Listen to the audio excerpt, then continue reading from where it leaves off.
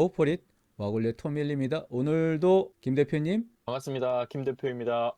쌍문동의 나카무라의 신찬섭 네, 찬석군입니다. 반갑습니다. 색상 표시를 좀 넣어주면 구분을 잘할 것 같아서 옵션이 추가된 거를 보여줄게요. 이렇게 고급 모드를 보면은 색상 표시가 되죠. 음양 오행에 관련된 색상이 붉은 색깔이면 무슨 의미일까? 화, 불화자. 그러면 이렇게 짙은 브라운 색상은 흑흑흑. 땅, 토. 또. 흰색으로 돼서 테두리가 검정인 것은 금. 아, 그럼 여기에는 색상이 하나 빠져 있네?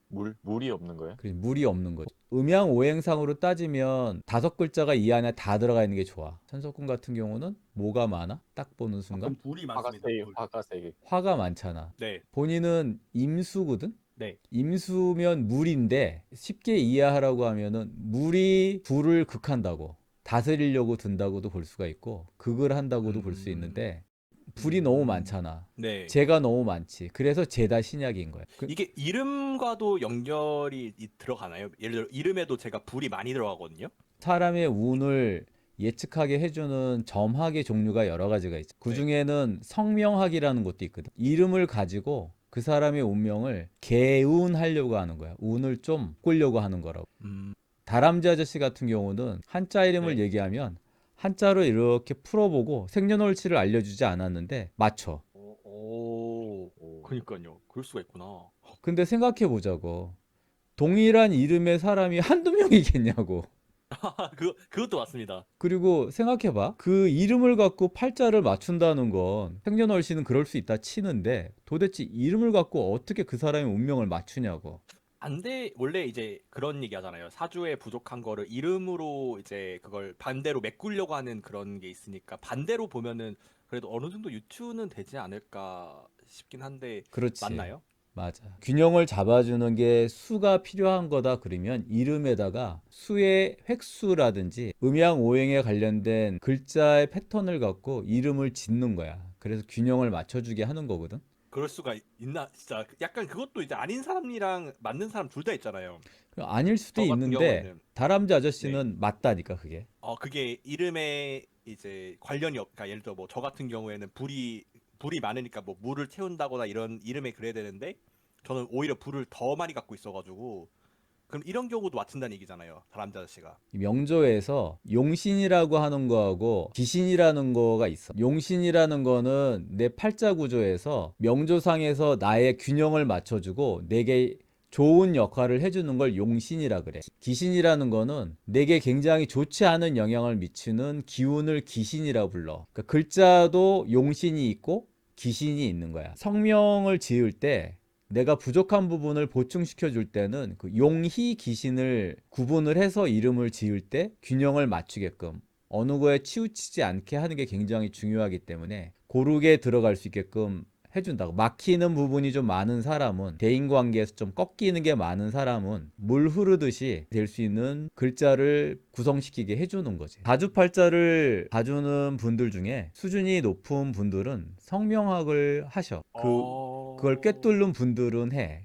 그 인천 어머님한테서 추천을 받아서 공부를 하게 된 그 스승님이 사주팔자를 지금 안 보시거든. 그분은 성명학만 해. 외국에 있다가 이제 들어왔을 때 인사를 드리러 갔더니 안 하는 거야. 사주팔자를. 그래서 선생님 왜 안 하세요? 그랬더니 재미가 없대. 사주팔자 명조만 봐도 그 사람 운명이 다 보이는 게 너무 빤해 보이니까 그게 재미가 없다라는 거야. 때려쳤다 그러시더라고. 그래서 장명만 하신다는 거야. 그렇게 잘 보는 분이. 근데 그분은 특이한 게 뭐냐면 혼자서 공부했대. 그게 독학으로 되는 공부예요? 몇 년 하셨는데 잘 맞추시게 된 거예요? 그랬더니 한 2년 정도 하니까 잘하게 되던데? 그러시더라고. 내가 배우러 다닐 때는 어떻게 했었냐면 생년월일만 딱 놓고 아무 말 안 하는 거야. 팔짱 끼고. 그냥 맞춰보세요. 야, 내가 아무 말을 안 했잖아. 명조에 뭐가 문제가 있는지를 바로 안 맞추는 거야. 배우러 갈 때마다 한 2개씩 명조를 놓고 여쭤봤었거든 항상. 네. 근데 어느 날인가는 내가 되게 고민이 있는 문점자가 있어서 생년월일만 받아갖고 진짜 가서, 그리고 아무 말도 안 했어. 가만히 있었어. 팔짱 끼고. 애를 뗐네? 그러는 거야. 애를 뗐다고.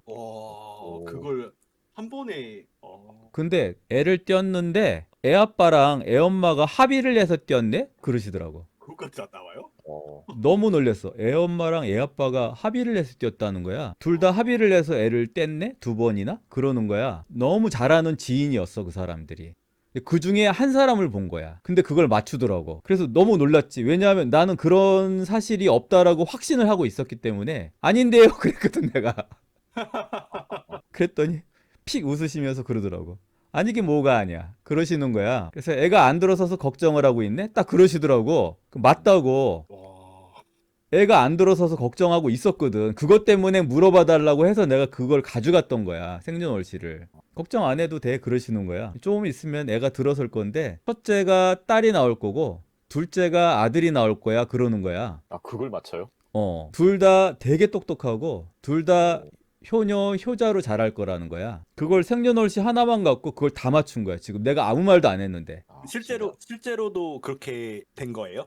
실제로도 이제 결과가 이제 그걸 이제 증명할 수 있잖아요, 지금은. 그래서 내가 네. 보고 온 다음에 가서 물어봤어. 나한테 똑바로 얘기하라고. 내가 오늘 스승님한테 갔더니 스승님이 이 얘기 하더라. 애가 있었는데 둘 다 남녀가 합의를 해서 애를 뗐다고 그러더라. 무슨 얘기냐라고 관계된 사람한테 내가 가서 물어봤어. 그랬더니 이 얘기는 아무도 모르는 얘기인데 그러면서 얘기를 해주더라고. 사실은 그 당시에 그분들이 결혼을 했었거든. 데이트를 하는 동안에 2번 애를 뗐다는 거야. 그래서 강제 유산을 했기 때문에 그 영향으로 애가 안 들어서는 것 같아서 너무 고민을 하고 있었다고. 근데 집안 식구들, 특히 어머님이 모르신다고. 절대 얘기하지 말아달라고. 그러고 나서 몇 년 뒤에 진짜 애가 나왔는데 첫째가 딸이 나왔어. 그리고 둘째가 아들이 나왔어. 야.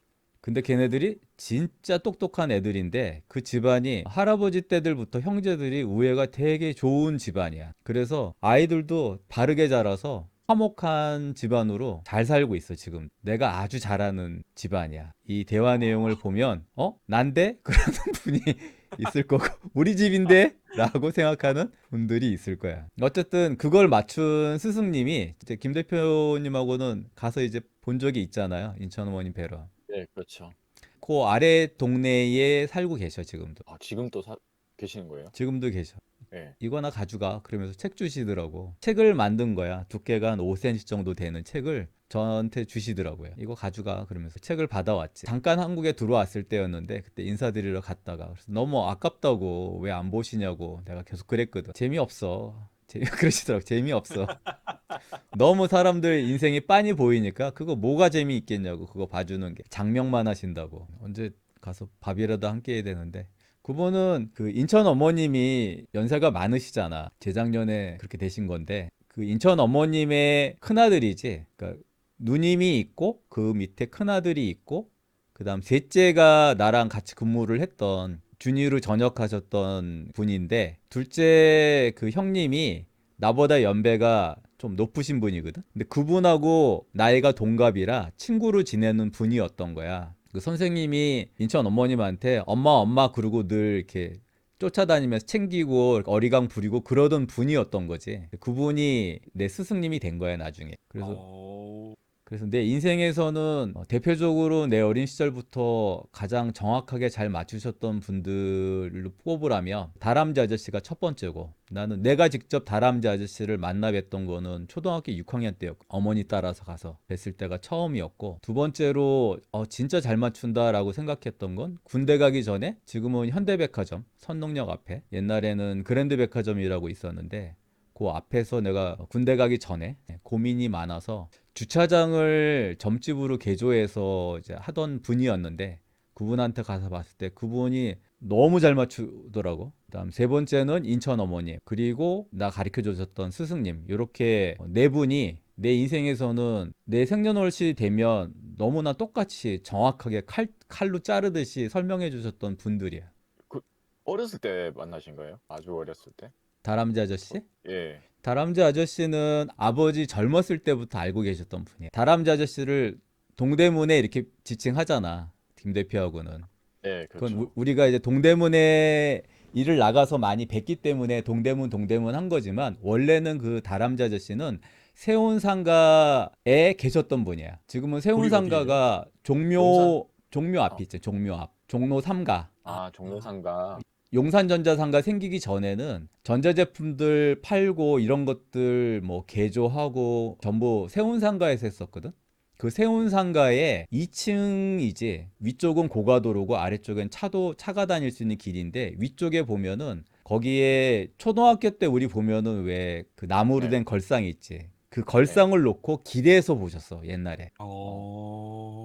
그래서 내가 처음 초등학교 때 어머니랑 같이 가서 봤을 때 집안에 고민이 있어 가서 어머니랑 봤는데 이제 혼자 가기 그러시니까 어머니가 나를 데리고 가신 거지. 그땐 점을 처음 보는 거니까 그분이 그러시더라고. 사주팔자 놓고 딱 보시면서 하는 말이 한강물이 말라도 이 아이 호주머니에선 돈이 끊어지지 않는구만 그러시더라고. 아버지 팔자랑 아들 팔자가 똑같다고. 그 말이 나는 되게 싫었어. 악담을 하신 거 아닌데 사실 내가 아버지를 그 당시에 되게 좋게 생각을 하지 않았기 때문에 아버지 팔자 얘기를 해서 되게 기분이 안 좋았었어. 어린 시절에. 일종의 자라나면서 좀 상처가 되기도 했고 솔직히 말하면. 어머니 모시고 여러 번을 다니기 시작을 했는데 언제 내가 깜짝 놀랐냐면은 내가 사실 고등학교 때까지만 해도 공부를 되게 못했었다 그랬잖아. 예. 어린 시절을 생각하라면 세 가지밖에 없어. 합창, 노래하는 것하고 태권도 하고 그다음 만드는 거. 전자제품 같은 거 납땜해서 만들고 그러는 그 세 가지를 갖고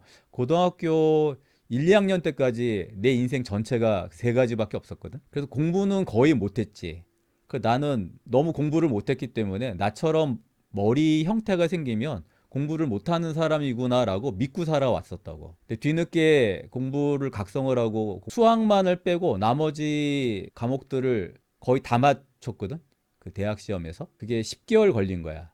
마지막에. 그리고 대학을 간 다음에 그때 대학은 전공이 응용 통계학으로 갔었고 그리고 뒤늦게 이제 나중에 아 내가 이렇게 살면은 인생이 안 되겠구나라는 생각이 들어 각성을 하고 모든 과목을 경영학 과목으로 바꾸고 연세대학교를 경영학 과목으로 다 수강을 하는 걸로 청강하는 거지. 수업을 다 맞춰놓고 공부를 해서 응용통계학과 과목이 아니라 경영학과 과목으로 전공 필수 전공 선택을 다 들은 거야. 4학년 1학기 때. 통계학 관련된 과목은 하나도 안 들었어. 대학교 4학년 1학기인데. 그리고 나서 여름방학이 된 거야. 이게 서설이 중요해. 근데 여름방학 때 어떤 일이 있었냐면 형이 아들을 낳았어. 첫 아들을. 그래서 아들 이름을 져야 되는데 그 아들 이름을 지러 어머니를 모시고 형하고 나랑 셋이서 간 거야. 그분을 만났다? 나보고 무슨 공부를 하니?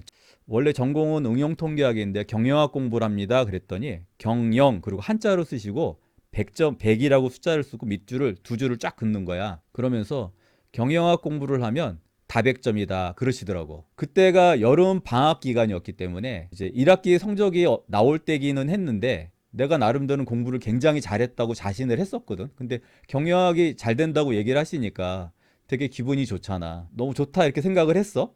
그리고 집에 왔는데 성적표가 도착해 있었거든. 근데 과수석이었어. 신기하지. 형 아들이 나왔잖아. 그래서 이름을 지러 간 거잖아. 형 네. 아이 이름을 짓는데 그러시더라고. 정택이라고 이제 써주시고 이름을 장명을 하면서 그러면서 하시는 말씀이 이 아이는 커서 나중에 의사가 될 거다 그러시는 거야. 어떻게 됐을까? 의사가 됐겠죠. 네. 그 아이가 지금 휴스턴에 살고 있거든. 예. 지금 현재 대학 교수야. 의사야. 그리고 와이프도 의사야. 미국 여자를 만나서 미인을 만나서 아이를 지금 셋을 낳았어. 형이 또 둘째 아이를 낳은 거야. 몇 년 뒤에. 그래서 또 갔어. 어머니랑 셋이 갔더니 얘는 준택이라고 지으라고 차남이니까 라고 이름을 지어주시더니 얘는 나중에 커서 의사가 될 거다 그러신 거야. 또 의사요? 그 아이가 지금 텍사스에서 소아과 의사야. 미국 여자랑 만나서 결혼을 해서 둘 다 의사가 된 거야. 근데 이 얘기 나왔으니까 이어서 얘기를 해주면 나도 애를 낳았잖아. 첫 애를. 예. 그래서 이름을 누구한테 지러 갔겠어? 다람쥐 아저씨. 당연히 다람쥐한테 지러 갔. 이 아이는 화가 많기 때문에 보완을 하기 위해서 물처럼 흘러가라고 사람들하고도 융합을 잘 하라는 의미에서 이민하라고 이름을 지으라고 그러면서 얘기해 주신 게 이 아이는 커서 의사가 될 거다라고 얘기하신 거야. 또 의사요? 미나가 지금 의사잖아. 네. 그래서 의사면서 AI 전공을 지금 하고 있거든, 박사과정을. AI 전공하기 전에는 그 당시에는 챗GPT 같은 LLM들이 안 나왔을 때라 공부를 하는 걸 전공을 뭐를 할까 하길래 AI를 해라라고 얘기를 했는데 챗GPT 나오면서부터는 로봇 쪽이 훨씬 더 강세니까 AI를 하되 피지컬 AI 쪽으로 하라고 코덱스 이용해서 코딩을 하고 있어. 둘째 낳았을 때도 가서 여쭤봤지. 택자 돌림이거든 다. 둘째 이름을 지러 갔더니 그러시더라. 민택이라고 하거나 장남이 되는 거니까 첫째가 딸이니까 종택이라고 이름을 지라고 둘 중에 하나를 치라. 근데 장손의 의미를 강한 거는 종택이란 이름이 좋은데 애들 엄마는 민택이가 훨씬 낫겠다. 그래서 이제 민택이라 이름을 진 건데 그 양반이 그러시더라고. 이 아이는 커서 의사가 될 거다. 그래서 그래서 역시 누님 따라서 의대를 들어간 거지. 아직 졸업을 못했어. 재밌지? 다 맞췄네.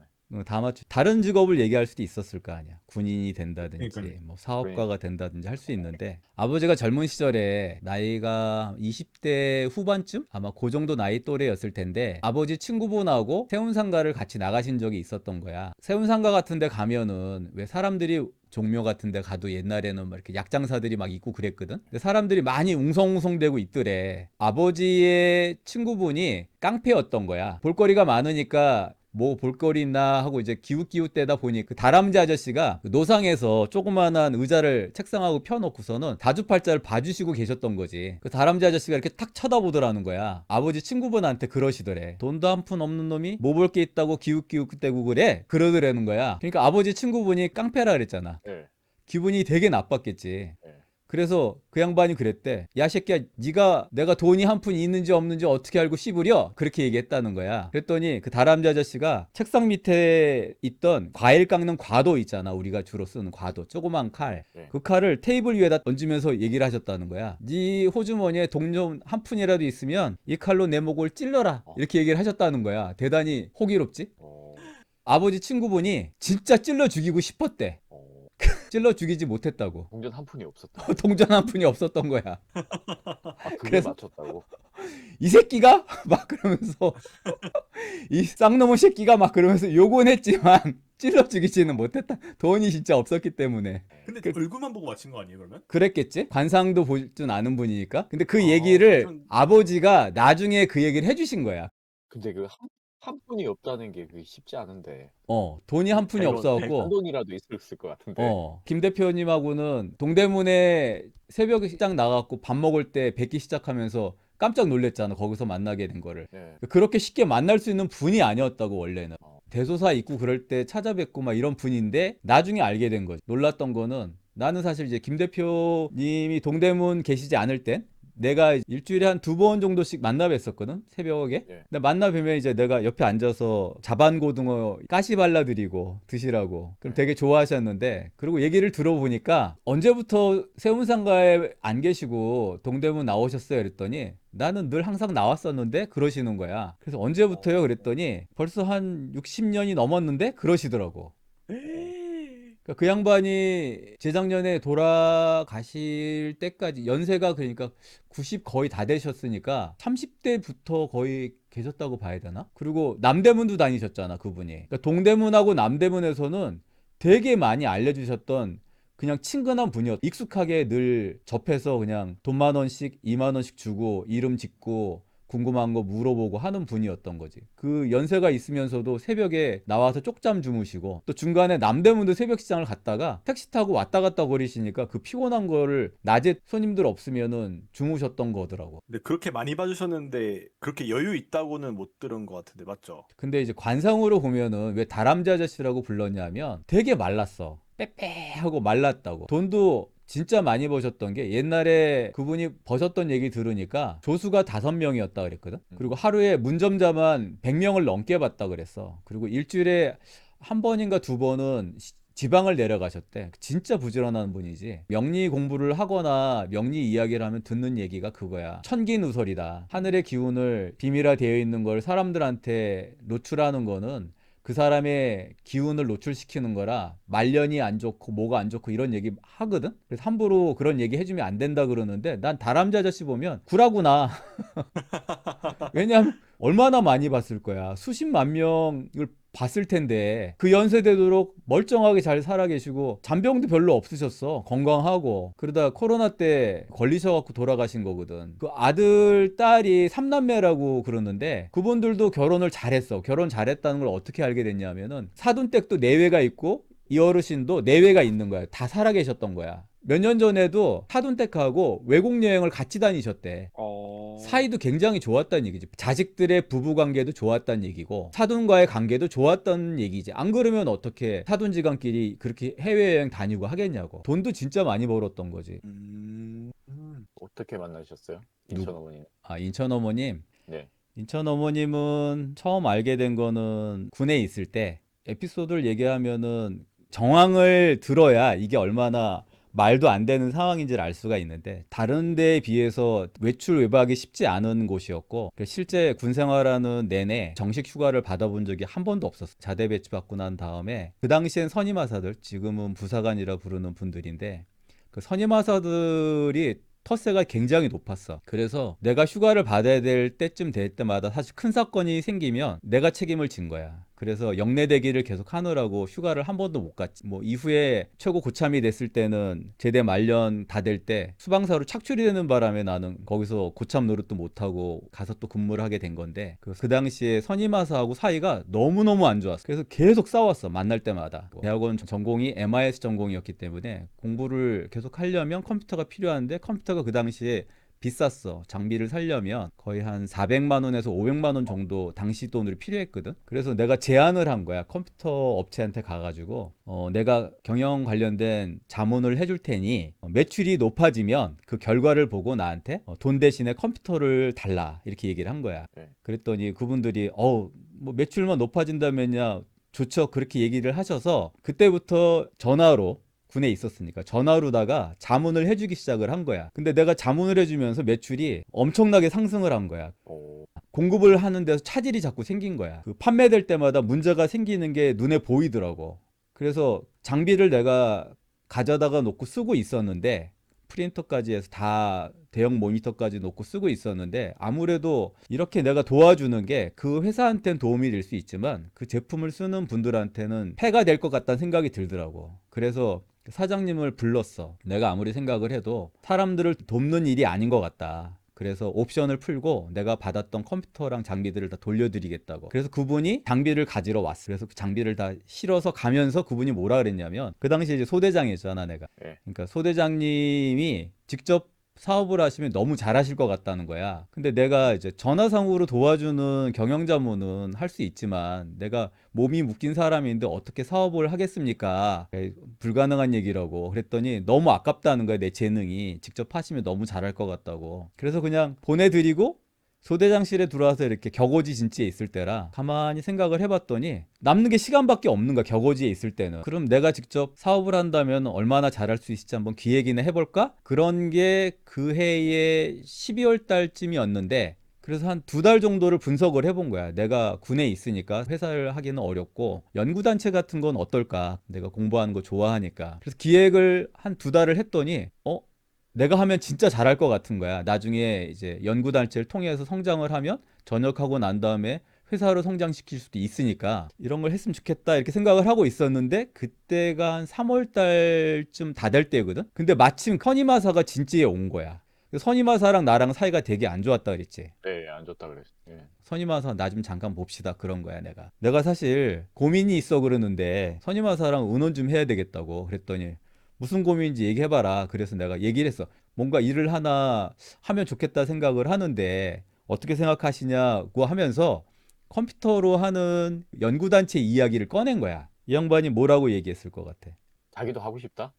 아니, 사이가 너무 안 좋았다니까. 하지 말라고 하실 것 같아요. 그러니까 사이가 안 좋았으니까 너 못하게 할 거다 뭐 이런 거 아니야? 그렇게 부정적으로 얘기했을 수도 있겠지? 네. 근데 그 양반이 너무 좋은 생각이라고. 아, 그래요? 그러면서 뭐라 오늘 그랬냐면 진짜. 그러면서 우리 엄마가 인천에서 점을 보고 계신데 네. 엄마한테 한번 물어보자고. 아, 그러면 그분이 맞아. 그분이 인천 인천 어머님인 거야.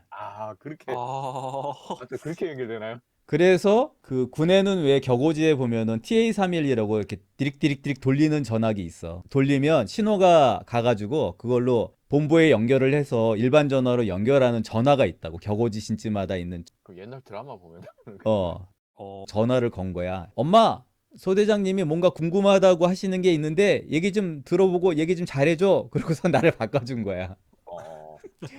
받았더니 어머님이 그러시는 거야. 생년월일을 알려주시라고. 그래서 생년월일 알려드렸어. 그랬더니 10분 뒤에 다시 전화 주세요. 그러시더라고. 그 소대장실에 들어가고 10분 동안 이제 이런저런 얘기하다가 전화를 걸었어. 어머님 받으시고 그 얘기를 하시는 거야. 먼저 얘기를 하기 전에 부탁하고 싶은 게 있다. 어떤 건가요? 그랬더니 나중에 그 당시에 선임하사 이름이 최광신이야. 우리 광신이를 잊지 말아달라고 그러시는 거야. 그래서 여부가 있겠냐고. 당연히 소대 선임하사인데 제가 잊지 않고 잘 챙기도록 하겠습니다. 그랬더니 아니 진짜 나중에 잊지 말고 잘 챙겨달라고 한 번 더 확인하시더라고요. 그래서 예, 잊지 않도록 하겠습니다. 그랬더니 얘기를 다 들어보고 나서 궁금한 게 있으면 물어봐라 그러시더라고. 네. 그래서 예 그랬더니 첫 번째로 하시는 말씀이 뭐라 하셨냐면 소대장님이 요 며칠 사이에 조직을 하나 만들 거다. 조직. 그게 처음에는 작게 시작하지만 나중에 큰 회사로 성장하게 될 거다. 어느 분야 쪽으로 만들 거냐 하면 전기, 전자, 두들겨서 소리가 나는 컴퓨터 분야로 하게 될 거다 라고 찝어 얘기하시더라고. 근데 현재 몸이 군에 묶여있는 신분이기 때문에 직접 할 수 없어서 다른 사람이 하게끔 할 것이다 라고 얘기를 하시더라고. 근데 장교 신분이니까 전역을 안 하면 좋겠다 얘기를 하시는 거야. 저는 전역을 할 겁니다 그랬더니 그래도 안 하는 게 좋다는 거야. 아닙니다. 저는 반드시 전역을 할 거라고 제대할 거다 그랬더니 생살 여탈권을 가지고 있는 사람은 그 직업에 소속되어 있는 게 좋다는 거야. 그게 어떤 의미이신가요? 라고 이제 물어봤어. 그랬더니 사람을 죽이고 살리는 생살 여탈권을 내가 가지고 있다는 거야. 근데 군인이고 장교면 장군이 될 수 있는 거잖아. 그러면 전시 같은 경우는 그 사람을 죽이고 살리는 그런 권한을 장군이 갖고 있기 때문에 그런 직업을 갖고 있는 사람은 그냥 군에 있는 게 좋다는 거야. 그래서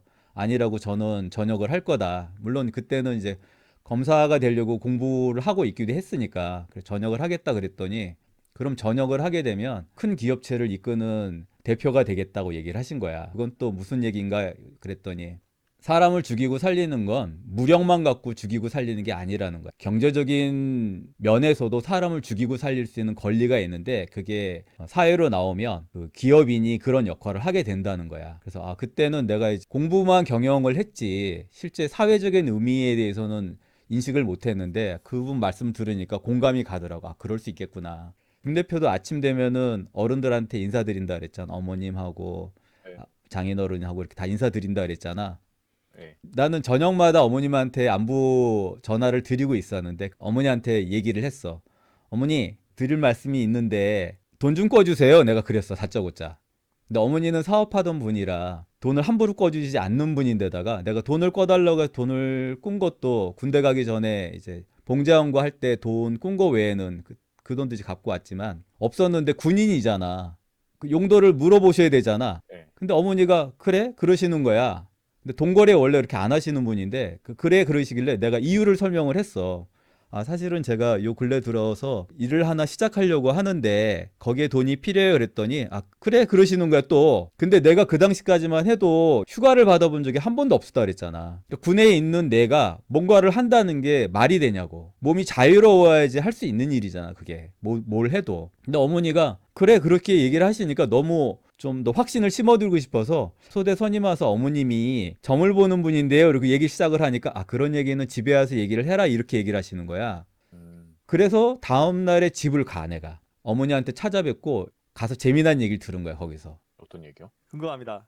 누이 일 때문에 다람쥐 아저씨를 찾아갔다는 거야 며칠 전에. 막내 아들이 요 며칠 사이에 뭔가 해보겠다고 돈 꿔달라고 그럴 겁니다 이렇게 얘기를 했다는 거야. 맞아요. 그것까지. 근데 꿔달라고 해도 큰 돈을 꿔달라고는 안 할 거니까 그 돈 해달라고 하면 두말하지 말고 그냥 꿔주라고. 그냥 그걸로 시작해서 나중에 큰 회사를 만들게 될 거야 라는 얘기를 며칠 전에 그 얘기를 하셨는데 전화를 건 거야 어머니한테. 근데 아들이 뭘 할 거냐 하면요 그러면서 전기계통 혹은 두들겨서 소리가 나는 컴퓨터를 하게 될 겁니다 이렇게 얘기했다는 거야. 인천 어머니랑 똑같은 얘기잖아. 네. 그래서 그 말하는 내용이 너무 똑같아 갖고 왜 두 분이 말한 내용이 워드는 조금 순서는 달라질 수 있었겠지만 똑같은 얘기였거든. 그러니까 나중에 알게 된 게 두 분 다 김문둥갑을 했기 때문에 통변에서 같은 말을 한 거구나라는 나중에 힌트를 얻게 된 것도 있어. 김문tun가 그래도 잘 맞추는 게 신기합니다. 그래서 다람쥐 아저씨하고도 그렇고 인천 어머님하고도 그 이후로 이제 계속 인연이 되게 된 거고 네. 그때 만났던 그 선임하사는 이후에 내가 수방사로 가고 난 다음에 상사 진급을 하셨고 그 이후에 시험을 봐가지고 준이가 돼. 그리고 준이 전역을 하신 지가 이제 한 7, 8년 이상 될 걸 아마. 그래서 엊그저께도 연락을 했어. 그래서 그분을 다음번에 그 인천 어머님 아들로서 초청하십니까? 초청을 해서 명조도 보고 이야기도 나누는 시간을 한번 갖도록 할게요. 좋은 시간 될 것 같아요. 좋은 시간이 될까. 그분이 이후에 이제 뭘 하셨냐면은 요즘에 드론 얘기 많이 나오잖아. 전쟁에서. 드론 하세요? 그분이 드론 교관이야. 오. 그 되게 중요한 인재지. 군으로 봐도 네. 그렇고 우리나라 환경에도 그렇고 전문가지. 그 분야 쪽으로. 학구적이고 되게 스마트해. 많은 사람을 만날 것 같습니다. 군 생활을 하면서 같이 근무를 했던 같은 동료 소대장들이 있거든. 네. 그중에 은퇴를 해서 지금은 대학 교수로 나가고 있는 너무 재미나게 잘 지낸 친구가 있는데 최준희님하고 나랑 이제 같이 근무했던 그 친구도 한번 초대를 해서 나오게 할게. 자, 오늘은 여기까지 하도록 하겠습니다. 지금까지 와굴리의 토밀리였습니다. 수고하셨습니다. 김 대표였습니다. 현석군이었습니다. 감사합니다.